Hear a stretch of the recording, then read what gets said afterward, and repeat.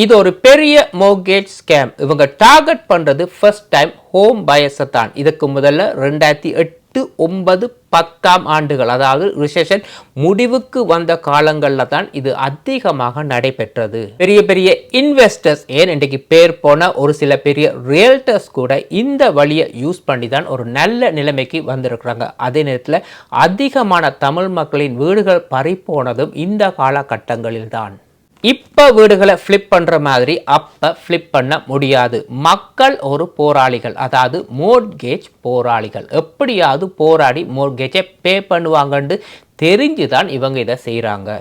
என்னதான் இன்றைக்கு மக்கள் கஷ்டப்பட்டாலுமே இன்வெஸ்டர்ஸ் கஷ்டப்பட்ட மக்கள்கிட்ட பணத்தை உறிஞ்சி எடுக்கத்தான் பார்க்குறாங்க. எந்த ஒரு டாக்குமெண்ட்டில் நீங்கள் கையெழுத்து வைக்கிறதா இருந்தாலும் ஒன்றுக்கு 100 தடவை அதை பார்த்து யோசித்து தான் கையெழுத்து வைக்க வேண்டும். தேவையில்லாமல் அவசரப்பட்டு எந்த ஒரு டாக்குமெண்ட்லையுமே நீங்கள் கையெழுத்து வைக்கவே கூடாது.